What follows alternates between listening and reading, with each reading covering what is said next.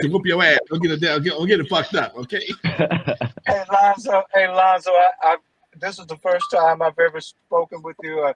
I really have a lot of respect for you, young man, and I'm glad that we finally connected. You're very, very gracious. It's amazing we haven't met before, Stan. Pardon me? That's amazing because when Battle Cat came to me, he was 17.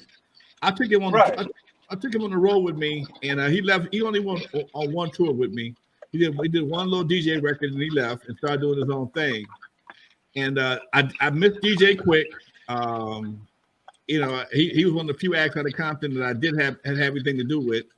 But he's mad because he's not in my downline. He said, man, I was at Dudo's every week, K-Land too, so I should be in your downline too. But I didn't have nothing to really physically do with him. I can't recall him being at my house. I can't say that. And my credibility is so important. I won't just say something just to be saying it. But I'm amazed that you and I have not crossed paths because everybody you mentioned, I know. And you know what? Wasn't a whole lot of games back then, man. You know, people to deal with this stuff, and it's just amazing we haven't crossed paths. That's all. Exactly. Well, everything in its proper time, I guess. That's true. It's a pleasure right now to be here, and I really wish you guys all of the luck with what you do. You're very classy young men. Thank you. Thank you, brother. And it's definitely a pleasure to have you on. I have a couple more questions before we move on because your history goes pretty deep, and I'm a big DJ Quick fan, especially Sugar Free. But let's talk about Sugar Free. How did you and Sugar Free link up? Sugar Free, this is very interesting because Compton is broken down into two sections, basically, east side, west side. And a lot of my partners are on both sides. So, long story short, my guy that I always check with and my backbone in Compton is a young man by the name of Lee Ford. And so Lee Ford, he's over from Ludus Park area.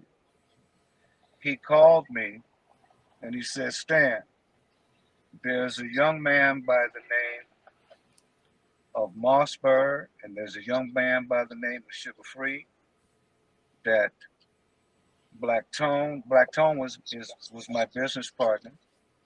And we all started to huddle about the different acts that were coming that we could get through Shepherd Lane. That was our label, my label. Shepherd Lane was Stan Shepherd and Tony Lane. And so Sugar Free, we worked to get him out of prison. And when Sugar Free came out of prison, he was fired up, ready to go. And we were a brand new label. And we were fired up and ready to go. So everything worked in conjunction. And so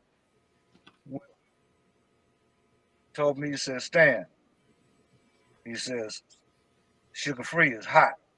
And the streets of Compton, both the east side and the west side of Compton, is feeling him. I said, okay.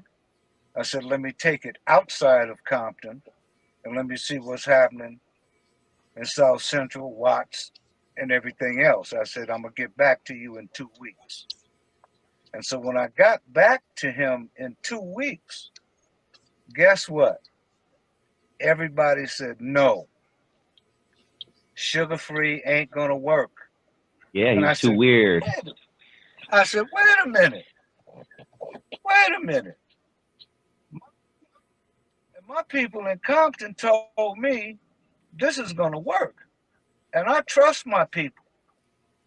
So my job was to go forward and to convince the music industry that Sugar Free was an artist that should be taken seriously and my label should be taken seriously. And it took about 3 months. Finally, after Power 106 rejected me,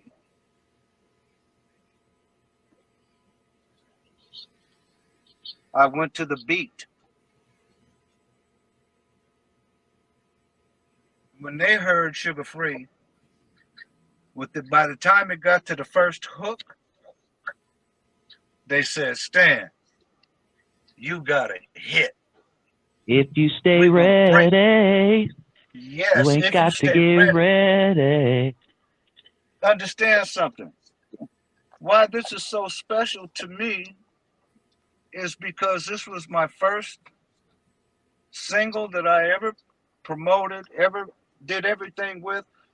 I went to malls passing out CDs. I went to gas stations.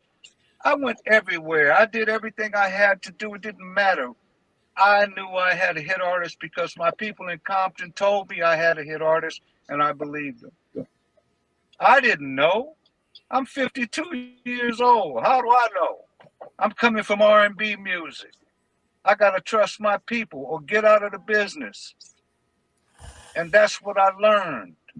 And so when I kept pushing Sugar Free, guess what? It happened. It happened. It started to catch fire.